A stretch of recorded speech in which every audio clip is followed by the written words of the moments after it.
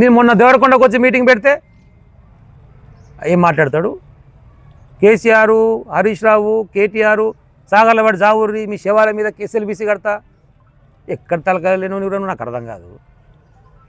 ఎవడన్నా నాయకుడు అంటోడు సమాజం బాగుండాలనుకుంటారు, ఒకరిని బతుకు కోరుకుంటారు. పొద్దుగా లేస్తే కేసీఆర్ మీద ఏడుపు, కేసీఆర్ మీద ఏడుపు. ఏంది ఏం చేయలే కేసీఆర్ గారు.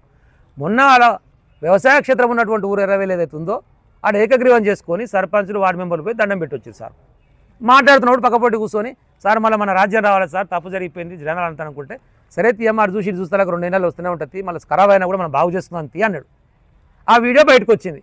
కథం కొడుకు కూర్చోబడ్డది రేవంత్ రెడ్డి గారికి. ఏం సార్ బయటికి వెళ్ళలేదు, మాట్లాడలేదు, ప్రెస్ మీట్ లేదు, ఏది లేదు. కేసీఆర్ ముఖం కనబడితేనే భయం అవుతుంది కొడుకు. కేసీఆర్ పేరు తలుచుకోకుండా, కేసీఆర్ జపం చేయకుండా మనకు బతికేలేదు. అభివృద్ధి కార్యక్రమాలు చేయాలంటేనేమో చెయ్యవు, బిల్లులు ఇయ్యరా మా పాత సర్పంచ్ కంటేనేమో ఇయ్యవు. ఇప్పుడు ఏదో సమ్మిట్ అని పెట్టిండు, గ్లోబల్ సమ్మిట్ అని నిన్న పెట్టిండు. దాంతో ఏం ప్రయోజనం జరిగిందో, ఏం పెట్టుబడులు వచ్చినా ఇప్పటివరకు చెప్పలే.